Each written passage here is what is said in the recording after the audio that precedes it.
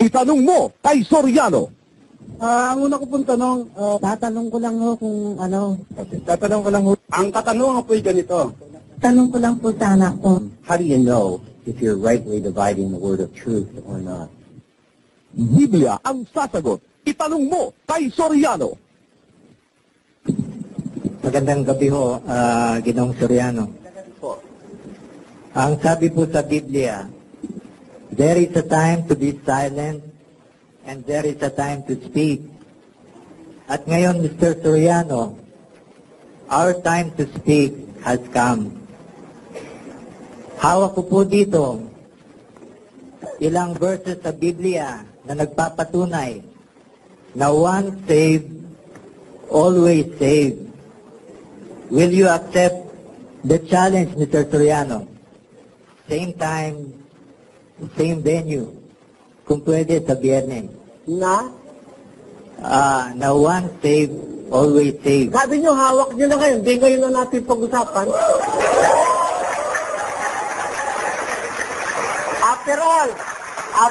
After all, we have all the time. 2 hours pa po ito. I can spend the whole evening with you. It will be pleasing to you. Kung i-cite ko yung verses, Mr. Soriano, baka mabitin lang tayo. Hindi naman ako papayag, Mr. Blanco, na yung buong 4 na oras ko'y ubusin nyo. Because I am not serving only your interest. I'm also serving the interest of the general public. Kaya I'm giving you the last 2 hours of this show now. Pero sabihin nyo, Biyernes, tapos kukonsume nyo mahigit pa sa 2 hours, I cannot give you that. That will be too much. Ngayon Na 4 na oras ubusin nyo sa inyo. Hindi ho tama yun. Mawawala naman ang participation yung iba. Pero this time, kung pwede kong ubusin sa inyo 2 oras na natin. Well, kung ganyan ang gusto niyo, Mr. Soriano, since I'm not familiar on how yung mga procedure ng debates nyo, please brief me. So, kung sinong mauna sa atin or ano? Hindi. Magbigay kayo ng ng ganito. Yung proposition nyo, yung sitas nyo sinasabi. Dahil sabi nyo, you are bringing with you verses in the Bible proving that once saved, always saved. Yung paniniwalang osas. Eh di, isang verse by verse. Kung gusto nyo, pag-usapan natin. Hindi naman mahirap yun eh. Hindi naman tayo magdidiskusyon ng formal na diskusyon, kundi para sharing ito, sharing. Gano'n. Kasi, Mr. Soriano, patawarin niyo ako kung magsalita ako ng masakit because masasakit din yung sinalita niyo last week. So, Kanino? Last week? Last Tuesday. Kanino masakit sinalita? Sa mga born-again believers. I did not mention you. I'm speaking of in general terms. Kaya, hindi kayo espesipikado sinasabi ko. Actually, I do not know you. Mr. Soriano, kasama na po ako ron. Ay, nasa sa inyo yun, kung isinasama niyo yung sarili niyo. Dahil yung sinasabi ko, if you think it is libelous o masakit, pwede niyo ako ihabla.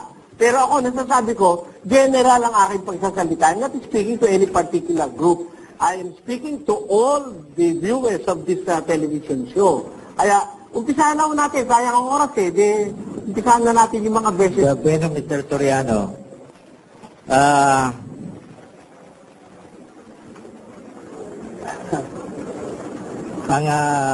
ang stand ko, once saved, always saved. Sige po. Ngayon, ang sabi po nyo, pwede pong mawala ang kaligtasan.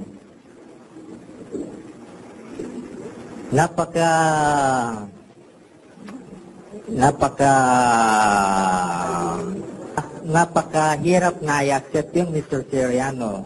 Kasi parang ang sinasabi nyo, na walang kakwenta-kwentang pastol ang ating Panginoon. Kayo ho may sabi doon, hindi ako. Dahil ang sabi po nyo, pwedeng mawala ang ating kaligtasan. Pwedeng iwala ng tao. Dahil ang ating Panginoon, ang sabi sa Biblia, siya ang mabuting pastol. Na matapos ipagkaloob sa kanya ng Ama ang mga tupa at ilagay sa kulungan, ay basta-basta na lang niyang paaagaw sa kaaway. Hindi po ganun ang Panginoon, Mr. Soriano. Babasahin ko sa John 6:39. And it is the will of him who sent me, that I should not lose any of all those he has given me, but that I should have raised them all to life on the last day. Ngayon, Mr. Soriano, 2 beses niya sinabi, all. Wala siyang sinabi, except general po, lahat ng ibinigay sa kanya, ililigtas, all on the last day. Ngayon, Mr. Soriano, tungkol naman sa salvation. Ulitin mo na po yan. Tapos na po kayo sa 6:39 of John? Hindi ko nga po alam ang procedure, paano Hindi. Siyempre, papaliwanag nyo related to your stand. You are using that verse to prove your stand that your proposition is once saved, always saved. And I'm speaking to all the believers of this particular doctrine of the Baptist and some born-again Christian groups na sinasabi, na sabi nila, once you have attained salvation, you are always saved kahit ano pa mangyari. Using that verse, pinapaliwanag nyo na ibig sabihin parang pagka si Kristo ang may hawak ng mga tupa, wala nang mapapahama kahit isa. Hindi ba? Sabi nyo gano'n? Hindi ba gano'n na ibigay sa isa? Siyang ating mabuting pastor. Oh, wala naman po tayong usapan doon. Talagang pag hinawakan ni Kristo tupa, walang mapapahama kahit isa. Walang pwedeng mang-agaw kahit isa. Gusto nyo, patutunayan ko, dadagdagan ko pa ng talata, 10:28 of the book of John. At sila'y binibigyan ko ng walang hanggang buhay, at kailan may hindi sila malilipol, at hindi sila aagawin ng sino man sa aking kamay. Walang makakaagaw pagka nasa kamay ka ni Jesus. Hindi sila agawin ng sino man sa aking kamay. Ano pa ang sabi sa 30:29? Ang aking Ama, na sa kanila ay nagbigay sa akin, ay lalong dakila kaysa lahat, at hindi sila maaagaw nino man sa kamay ng Ama. Oh, that's logical because He is the all-powerful God. Pagka nasa kamay ka ba ng Diyos, pwede ka bang agawin ng kahit na sino? Wala. Pero, ang hindi nyo naiintindihan, kahit hindi ka pwedeng agawin ng kahit na sino, ikaw mismo pwede kang tumalikod sa Diyos. Ikaw. Hindi ka inaagaw. By your own free will, pwede kang tumalikod sa Diyos. At ang maghihiwalay sa'yo, hindi ang kahit sino, hindi yung aagaw ang maghihiwalay sa'yo. Ang maghihiwalay sa'yo, eto, basa. Kundi pinapaghiwalay ng inyong mga kasamaan kayo at ang inyong Diyos. Pukintan nyo. Kaya pagka gumawa ka ng masama, kahit hawak-hawak ka ng Ama, mahihiwalay ka. Para sabihin mo, pag hawak ka na ng Ama, you are always saved. Maraming hawak ang Ama, binitawan ng Ama dahil nagwawala O diba? Dahil meron tayong free will. Binigyan tayo ng Diyos pumili para sa ating sarili. If it is your decision to part with the Father, hindi ka pwedeng pigilin ng Ama. Totoo, walang nakakaagaw sa'yo. No power on the heavens, in the heavens and in the earth na pwedeng umagaw sa'yo. Pero pag ikaw na mismo, gagawa ng kasamaan, mahihiwalay ka dun sa Diyos. Yung po sinasabi ng Diyos. Kaya hindi, you are not proving your stand by those verses. Mr. Soriano, Sige po. people who believe on this logic, sabihin na, Mr. Soriano, o sana kayo masasaktan. Sige po. People who believe in this logic doesn't know the meaning of salvation. Hindi ako masasaktan doon because I know the meaning of salvation. And I do not believe on that logic. It is not a logic. It is a biblical principle stated in the Bible. It's not a logic after all. Logic ba yun? Sinabi ng Biblia, walang nakakaagaw sa'yo sa kamay ng Ama. Pero, pag ikaw mismo ang lalayas, hindi ka pwedeng pigilin ng Ama. Hindi logic yun. Isang criteria in order for you to... Hindi logic yun. Isang criteria in order for you to be saved. You have to deny yourself. Tama. Sabi nga po ng ating Panginoon. 9:23 of the book of Luke. Sige. And in order that one should deny himself, he should surrender what, Mr. Soriano? Surrender his will to God. Tama yun. Ngayon, ang sinasabi niyo po, tayo may free will. Free will. Pero on the day of your salvation, isusurrender po natin yung free will sa ating Panginoon. Dahil paano natin siya matatanggap na Panginoon kung tayo pa rin ang naghahari sa sarili natin, paano natin masasabi na siya ang Panginoon kung tayo ang Panginoon ng buhay natin? Ganito po yun. Tatanong nyo, paano masasabi ang Panginoon kung siya ang Panginoon? Ang Panginoon natin, susundin natin. Si Kristo yun, ano? Ang Ama, Panginoon din. Pero, hindi ko sumunod ka kay Kristo, nawawala na ang free will mo. Hindi po totoo yun. Galatia, pakinggan niyo. Pakinggan niyo sa Galatia. Kayo'y tinawag sa kalayaan. Sapagkat kayo, mga kapatid, ay tinawag sa kalayaan. Huwag lamang gamitin ang inyong kalayaan upang magbigay kadahilanan sa laman. Nakita niyo, upang masunod ang mga kahalayan noon. Tinawag kayo sa kalayaan. Meron tayong freedom. Kahit na tayo nasa Diyos na, may freedom pa rin tayo. Kaya lang, ang advice ni St. Paul, huwag nyo lang gagamitin yung kalayaan nyo para masunod yung kahalayan ng laman. Therefore, even if you are under the Lordship of Jesus Christ, you are free to use that freedom para sundin ang lust of your flesh na maghihiwalay sa'yo pagka ginamit mo yon. Kaya meron pa rin siyang paalaala. Logic ba yun? Biblical principle yun. Minister Soriano. Sige po. Ang sabi po dito sa Biblia, I'm quoting mga paraphrase, yung paraphrase kasi ang Biblia ko po ay Magandang Balita Biblia. I'm sorry. Pero, sige po. pwede nyo i-check sa sariling Biblia nyo. Sige po. Ito ang mga verses na kahit tayo ay magkasala, ligtas pa rin tayo. Ganun ba? Sige po, basahin natin ang verse. Sa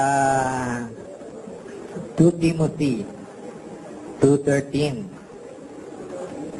if we are not faithful, he remains faithful because he cannot be false to himself. Ito pa, Mr. Soriano. Wala, bago natin iwan yun, let us clarify the verse. Hindi. Tatlo-tatlong magkakadikit ho ito eh. Sige. Maganda na yung Nagigilyan ko kayo.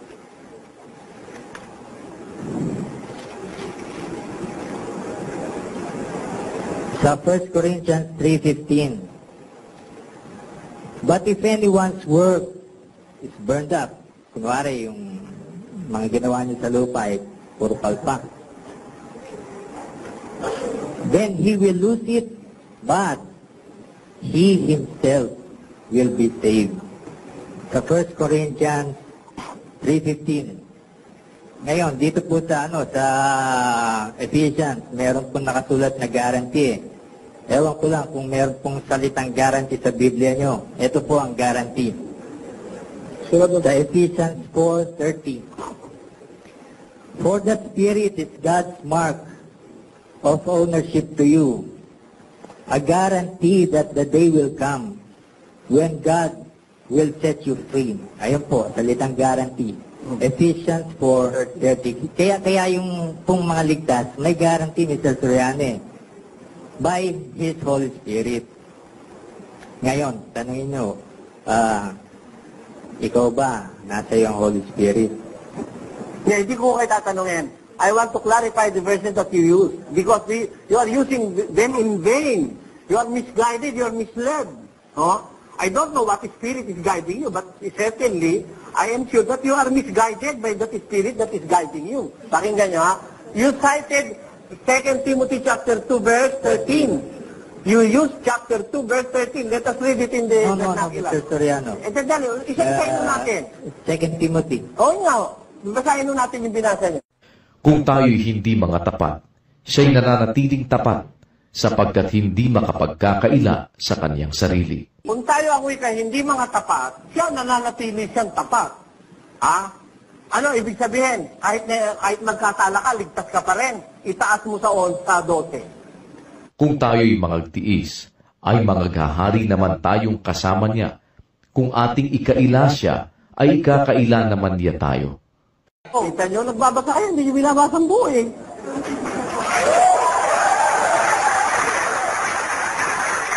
I will read it in English. Eto, binasa niya 13.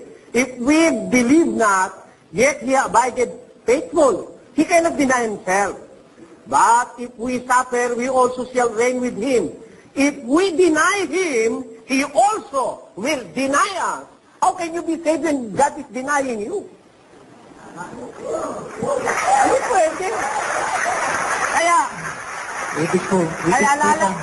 Ibig po bang sabihin na si San Pedro, i-deny din ng ating Panginoon? Ibang denial yon.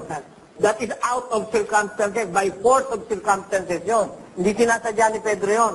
He's being forced by circumstances to temporarily deny Jesus Christ. But after that, he continued on professing that his Lord is Jesus Christ until his death. Kaya yung temporal yon. Yung sinasabi nitong deny, you deny your God by your works. 2 Timothy Titus chapter 1 verse 16. Sila'y nangagpapanggap na nakikilala nila ang Diyos, ngunit ikinakaila sa pamamagitan ng kanilang mga gawa. They pretend that they know God but deny God by their works. Ayun ang sabi ng Biblia. Kaya if you deny Him, He will also deny us. Sabi, how can you be said that you are being denied by God? Ayun. Ngayon, ginamit nyo pa rin yung isang talata. 3:15. Basahin natin. Kung ang gawa ng sino man ay masunog, ay malulugi siya, ngunit siya sa kanyang sarili ay maliligtas. Gayon may tulad sa pamamagitan ng apoy. Ang sabi niya, ang paliwanag nyo rito, kahit gumawa ka ng kapalpakan, lugi ka lang. Pero hindi ka masusunog yung gawa mo, pero ikaw maliligtas ka. Akala nyo kasi, kaya sabi ko, misguided kayo sa Biblia. Itong gawang ito, hindi gawang action ito. Hindi ito gawa na tao. Sabi ni San Pablo, ito ang saligan, bato. 3:11 nag-umpisa yan, kaya 3:15 yan. Ang maglalagay dito ng mga isinasalig, maaaring may maglagay ng dayami, maaaring kahoy, mga bato, ginto, pilak. Ang gawa ng bawat isa, mahayag, sapagkat ang mga araw ang magsasaysay. Di ba ganun na to? Sapagkat susubukin sa pamamagitan ng apoy. Ayan. Yun ang mga gawa, yung ibinabaw dun sa ibabaw ng batong saligan. Ano ba yung gawa na yun? Sabi ni Paul dito, hindi baga ako'y malaya, hindi baga ako'y apostol, hindi baga kayo'y gawa ko sa Panginoon. Ang tinutukoy niyang gawa rito, yung mga taong sumampalataya, ibinabaw niya kay Kristo sa ibabaw ng saligang bato. Meron tao, parang tuyong dayami. Pag binabaw mo nga kay Kristo, parang tuyong dayami naman, pagdating ng pagsubok ng apoy, sunog agad siya, wala na. Meron namang kahoy, nasusunog din. Pero merong pilak at saka ginto, na habang sinusunog mo ng sinusunog, lalo namang napupuro. Yun ang nasa 13 ng Sakaryas. Na ang tao, sinusubok sa pamamagitan ng apoy. Yung gawa na tinutukoy, gawa ng mga apostol, mga tao yon. Sabi kasi ni Kristo, gumawa kayo ng mga alagad. Pag yung ginawa mong alagad, hindi nagtapat, siyang masusunog sa impyerno. Pero ikaw na gumawa, maliligtas ka dahil ikaw talagang gumawa ng tapat. Ito sinasabi ron na sinasabing gawa. Kaya sabi ko sa inyo, Mr. Blanco, you are misguided by that spirit. Ito ba tayo Tertuliano? Yung Epeso pa. Pero pa kayo sinabi sa Epeso, pakinggan. At huwag ninyong pighatiin ang Espiritu Santo ng Diyos, na sa Kanya kayo'y tinatakan hanggang sa kaarawan ng pagkatubos. And I will read it in English. Chapter 4, verse 30 of the book of Ephesians. Pakinggan nyo ang sinasabi dito. You are being denied by the very verse that you are using. 4:30 ng Efeso. And grieve not the Holy Spirit of God, whereby ye are sealed into the day of redemption. Tanyo, grieve not. Huwag mong talungkutin, huwag mong pighatiin ang Espiritu Santo ng Diyos. Bakit? Iiwanan ka niya pagka pinighati mo yan. Kaya yan nga nagpapatunay that on my proposition, na hindi totoo yung one saved, always saved. Because if you are going to continually grieve the Holy Spirit, na sa Kanya'y tinatakan kayo, hindi ka matutubos. Bakit? Hindi ka maliligtas. Hindi ka tutubusin. Dinigreed mo siya, pinakalungkot mo siya. Marami yung ikinakalungkot ang Espiritu Santo. Itaas mo kung ano yung ikinakalungkot. Ang mga kadaldala. Ano mang salitang mahalay ay huwag lumabas sa inyong bibig, kundi ang mabuting ikatitibay ayon sa pangangailangan, upang makinabang ng biyaya ang mga nagsisipakinig. At huwag ninyong pighatiin ang Espiritu Santo ng Diyos, na sa Kanya kayo'y tinatakan hanggang sa kaarawan ng pagkatubos. Ano wag mong gagawin? Ang lahat ng kapaitan at kagalitan at pagkakaalit at kadaldalan at panglilipa ay mga alis nawa sa inyo, pati ng lahat ng masasamang akala. Meron kanyang kung ano-anong mga masama na yan, matitigati ang Espiritu Santo. Lalayas yan. Pakinggan nyo kung bakit lalayas. 51. Likhaan mo ako ng isang malinis na puso, O Diyos, at magbago ka ng isang matuwid na espiritu sa loob ko. Huwag mo akong paalisin sa iyong harapan, at huwag mong bawiin ang iyong santong espiritu sa akin. Pwede bang bawiin? Kaya nananalangin si David, Panginoon, wag mong babawiin yung santong espiritu mo sa akin. Because, kung pwedeng mabawi yun, mawala, kasi maiwawala mo yung kabutihan pagka hindi ka nag-ingat eh. Kaya ako, I stand firm on that biblical principle na kailangan tayo mag-ingat, magtiis, magparaya, kailangan tayo magmalinis ng konsyensya kasi pag pinighati mo ang Espiritu Santo, lalayasan ka niya. Tatakwil ka niya.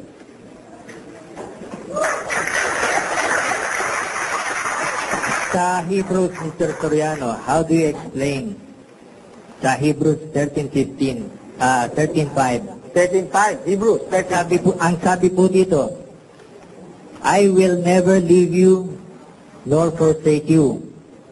Wala po ditong if, wala rin po ditong expiration date. Hindi gaya nung binigay niya kay sa mga apostol, Mateo 28:20, I shall be with you until the end of the age. Tama po yun. Meron ng expiration. Pero dito, Mr. Soriano, Hebrews 13:15, wala pong expiration date at wala rin pong kondisyones. Basahin po natin. Hindi po, Mr. Soriano. Kung susundin niyo yung logic po nito, at sasabihin natin na hindi tayo iiwan ng Diyos. At mawawala po sa atin yung kaligtasan, mapupunta tayo sa impyerno. Ibig nyo ba sabihin, kakalad ka rin natin pati ang Panginoon sa impyerno? Dahil malinaw po dito, Mr. Soriano, I will never leave you, nor forsake you. Wala pong if, wala pong expiration. Hindi po kagaya ng binigay sa apostol.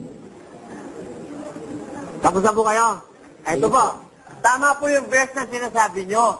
It is a promise of the Almighty God, I will never leave you, nor will I forsake you.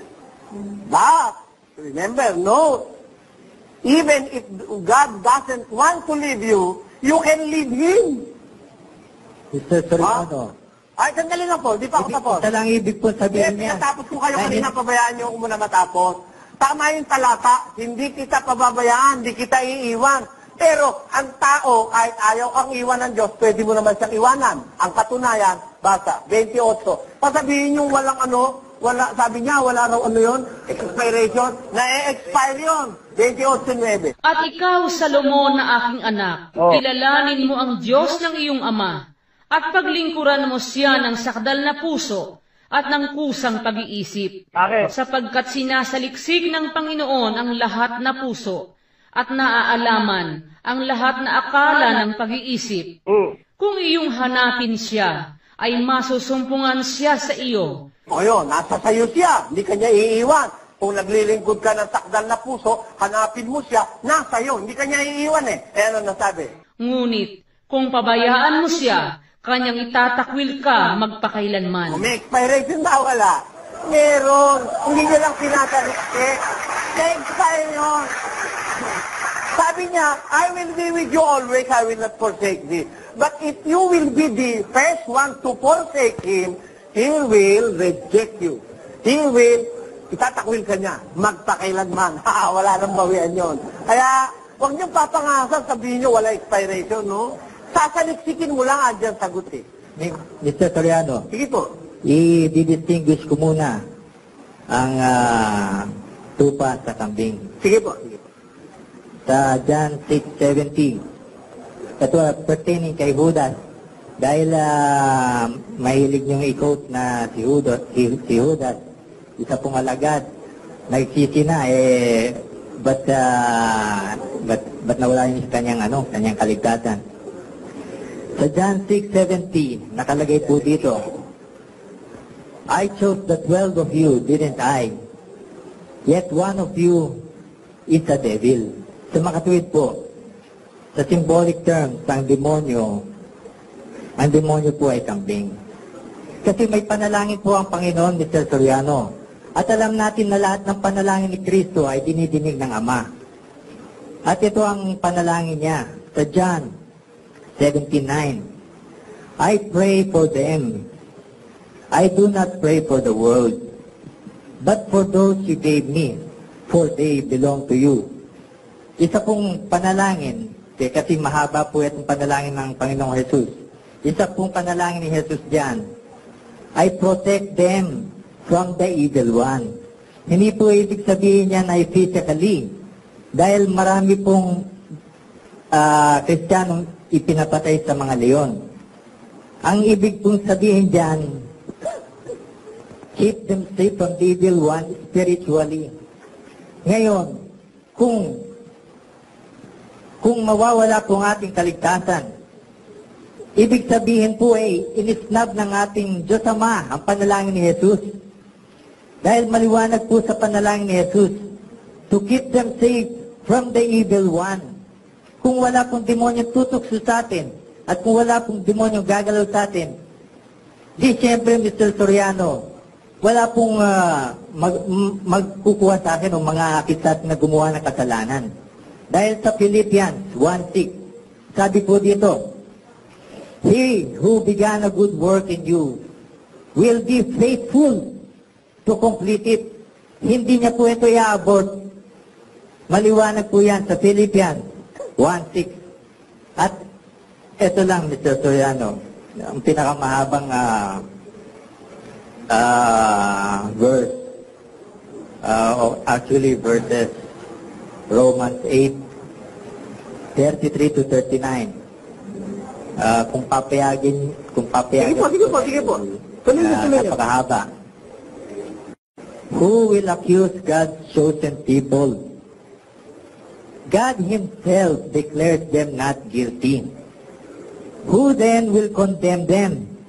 Not Christ, Jesus who died, or rather who was raised to life, and is at the right side of God, pleading with Him for us. Kaya kahit na magkasala po tayo, nandun yung salitang pleading. Who then can separate us from the love of Christ? Can trouble do it? Or hardship? Or persecution? Or hunger? Or poverty? Or danger or death, as the Scripture says? For your sake, we are in danger of death at all times. We are treated like sheep that are going to be slaughtered. No! In all these things, we have complete victory. We have complete victory through Him who loved us. For I am certain that nothing can separate us from His love, neither death nor life, neither angels nor other heavenly rulers or powers, neither the present, at Mr. Soriano, pakinggan yung mabuti, nor the future. Kasi lagi niyo po sinasabi, sa ngayon, siya ko, ligtas ako. Pero sa future, ewan ko. Kaya, Mr. Soriano, kung hindi kayo sigurado sa kaligtasan niyo in the future, ano po ang tinuturo niyo dito sa mga taong to? Paano kayo magiging mata nila? Kung kayo mismo, hindi alam ang mangyayari sa kinabukasan, hindi niyo sigurado ang kaligtasan niyo in the future. When in fact, Mr. Soriano, nakasulat po dito, neither the present nor the future, neither the world above and below, there is nothing in all creation. Creation ba kayo, Mr. Soriano?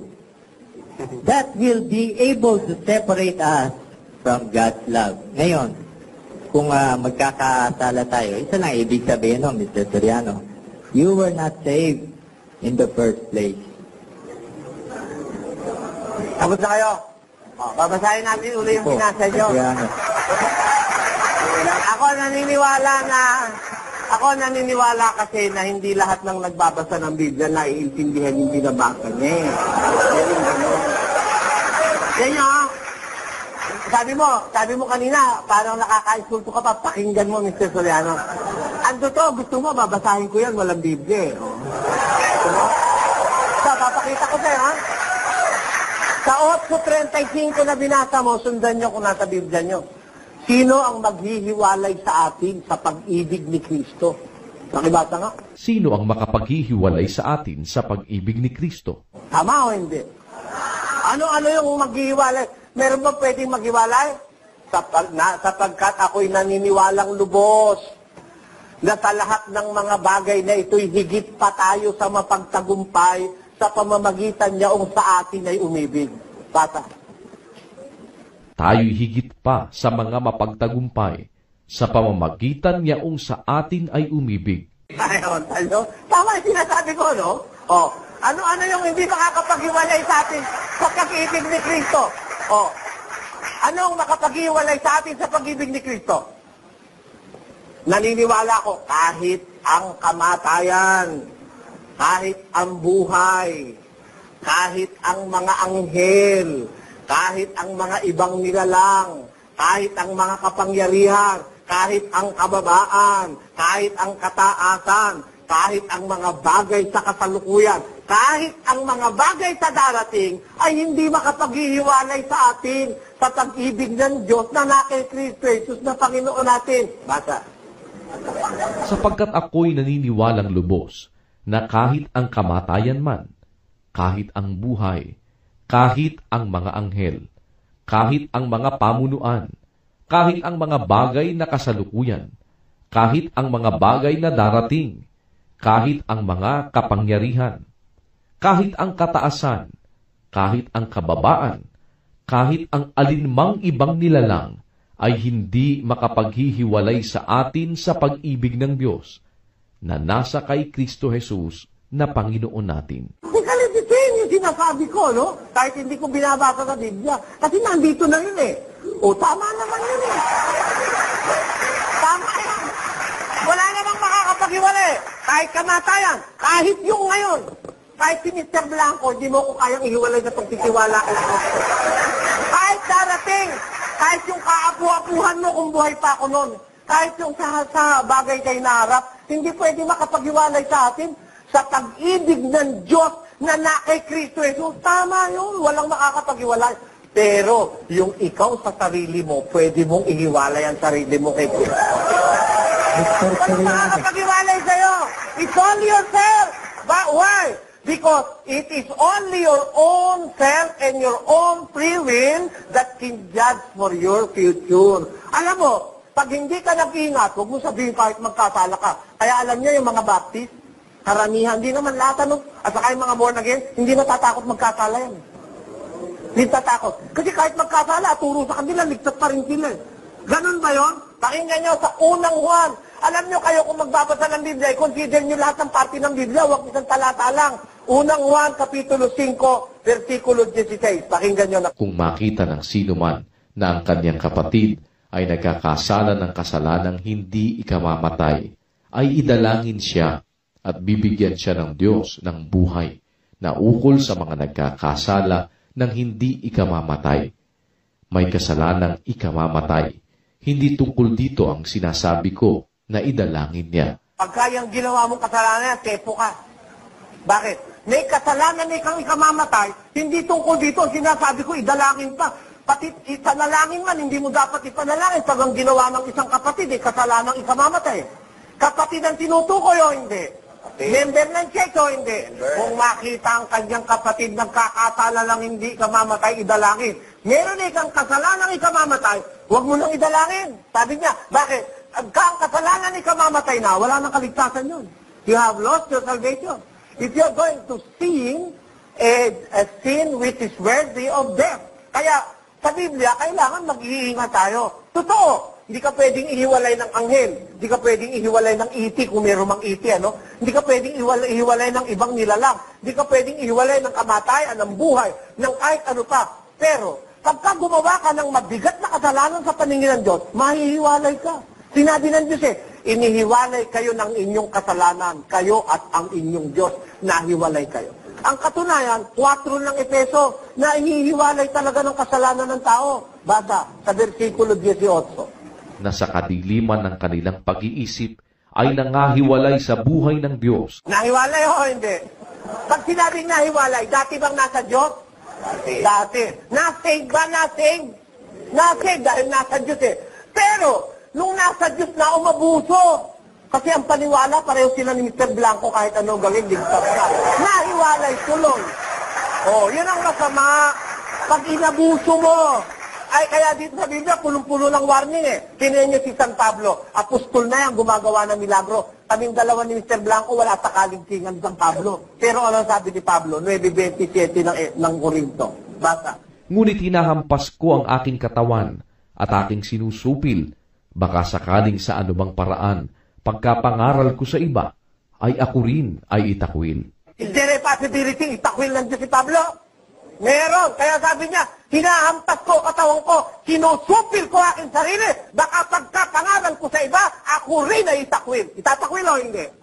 Itatakwil, kaya nga natatakot siyang gumawa ng masama. Yun. Yun. Ganun ang pag-aaral ng Biblia. Eh kasi, itong mga once saved, always saved na to, lahat ng klaseng kriminalidad magagawa nitong mga ito. Alam nyo, total wala na silang inaalala, ligtas na rin lang sila kahit ano pagawin nila. Yun ang nakausap ko sa Angeles, si Tuapon. Kahit daw mangalunja ka pa ng 7 beses, kahit daw pumatay ka pa, kahit ano pa raw gawin mo, basta save ka na, tinanggap niya Diyos, ligtas ka na. Kademonyo ang paniniwala yan. Napakawalang yung paniniwala. Mawawalan ka ng ingat yan eh. Ay, naku. Eh kaya yung binasa mong mga talata, kapatid, huwag mo sabihin sa akin, pakinggan ko. Kasi kahit hindi mo pa binasa, baka hindi ka pa tao, alam ko na yun eh. Hindi ba?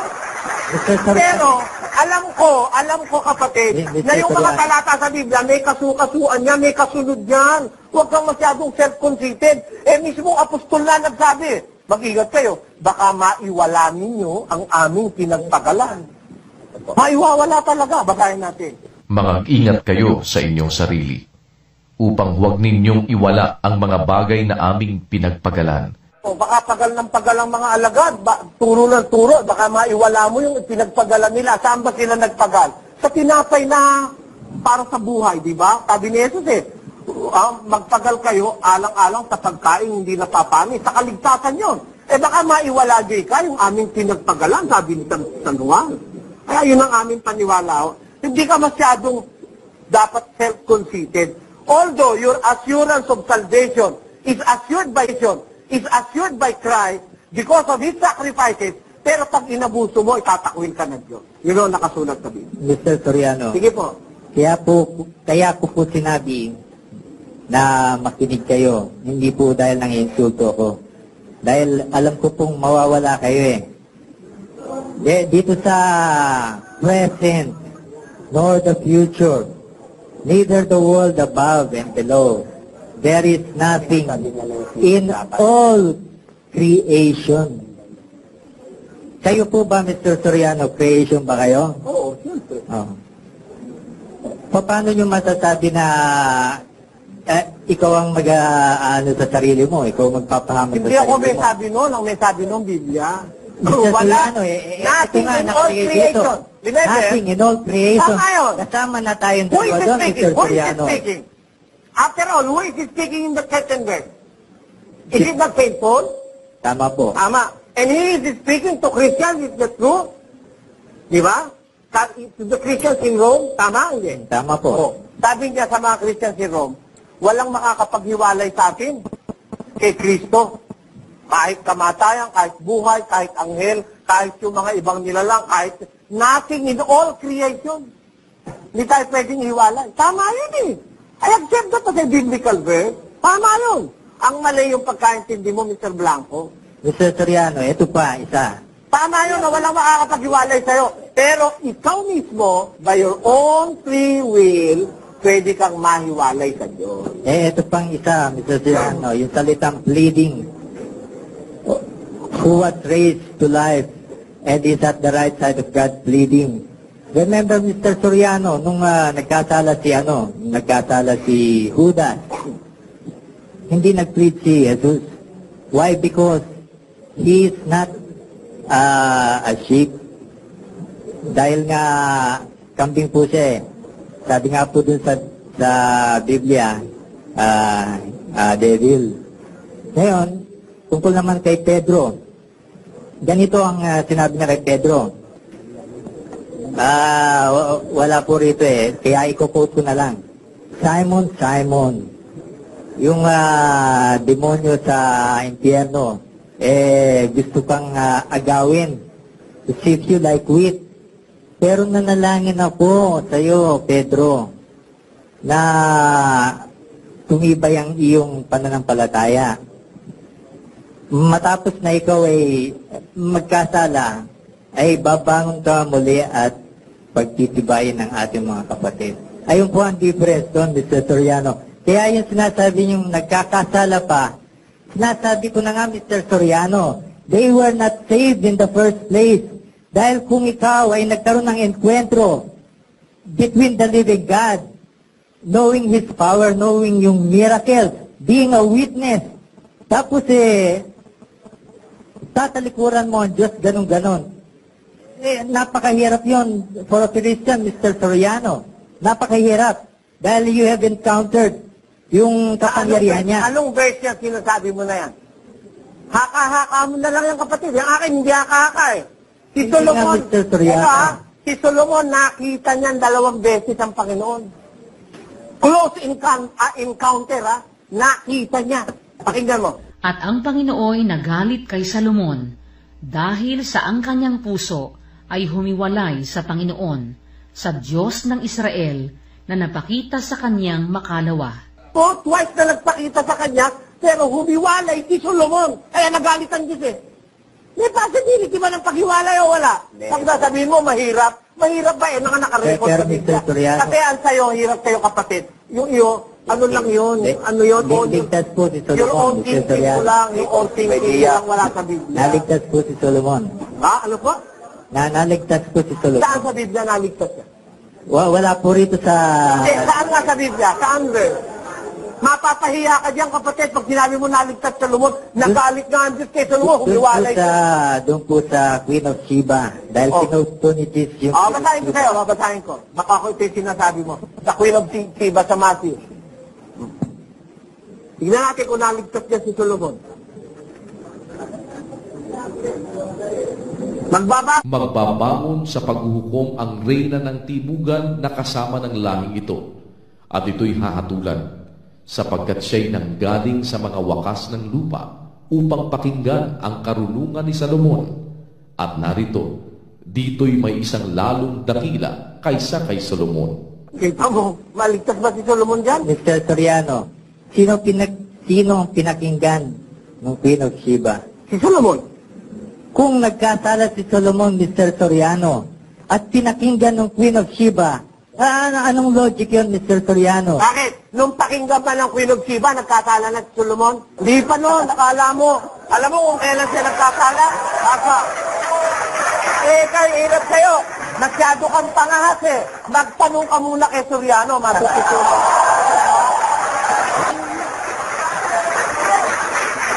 Mr. Soriano. Pakinggan mo lang, kapatid, kung kailan nagkasala si Solomon.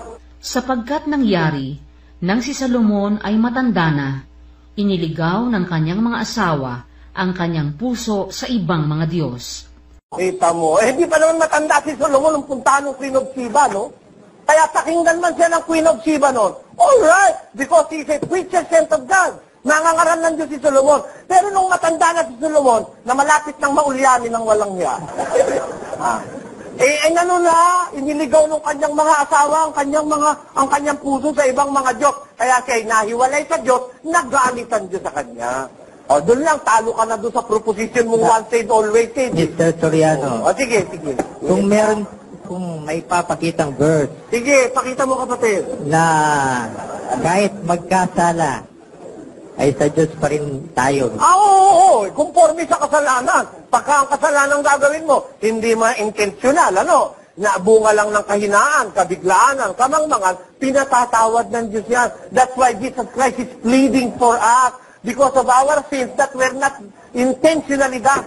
Pero, pag sinadya mo kasalanan, miski si Kristo hindi naman nanalangin sa Diyos, ayaw na, bata. Sapagkat kung ating sinasadya ang pagkakasala, pagkatapos na ating matanggap ang pagkakilala sa katotohanan, ay wala ng haing natitira pa tungkol sa mga kasalanan, kundi isang kakilakilabot na paghihintay sa paghuhukom at isang kabangisan ng apoy na lalamon sa mga kaaway. Ay, Pierno, punta mo, pagkakasalanan mo yung sinasadya mo. Paano ba? Mabubura mo ba ito? Can you erase all these verses in the Bible? Pagka sinasadya mo kasalanan, apoy ang pupuntahan mo. Tawag mo naman sabihin, sa langit ka pa rin nun. Puso di kumpiyansa ang ginagawa mo sa Diyos niyan. Ako man ang Diyos, magagalit ako sa'yo. Bakit? Ha? Sandali na po. Sabi lang ko, upo muna kayo. We will have to have our gap for the meantime. Babalik po kami pagkaraan ng ilang pala. Itanong mo kay Soriano. Ang una ko pong tanong, tatanong ko lang ho kung ano. Tatanong ko lang mo. Ang katanungan po ay ganito. Tanong ko lang po sa anak ko. How do you know if you're rightly dividing the word of truth or not? Biblia ang sasagot. Itanong mo kay Soriano. Balik po tayo ngayong gabi, mga kababayan. Pero meron po ako ibabalita sa inyo. Nakakalungkot kong sabihin, nang mag-gap tayo, ako po yung nag-CR. Pagbalik ko, wala na si Mr. Blanco rito sa studio. Ano ba nangyari, kapatid na Dani? Nagmamadali po siyang umalis. Hindi na siya nakapagpaalam dito sa ating mga audience dito. Basta... Ang sabi niya, uuwi na rin. Nakita niyo naman po yung mga audience dito, nakita niyo naman lumabas ako, di ba, pagka-gap. Hindi ko na siya dinatnan dito sa loob. Nagpaalam daw na gagabihin siya. Akala ko kulang sa kanya yung 2 hours eh. Akala ko kulang sa kanya eh. Kalayaan naman niya yun. Pero hindi naman niya siya pinitik dito, mga kapatid, ano? Hindi ho kaya. Gusto ko po sana yung mga magtatanong, sumaksi kayo na talagang hindi natin inano si Mr. Blanc. Ewan natin. Yun na lang ho magtatanong, I'm just asking for a little help na. Yung mga magtatanong, pakisabi nyo na lang na sa audience na talagang hindi natin siya sinaktan o ano kundi talagang kusa siyang umalit, nagpaalam.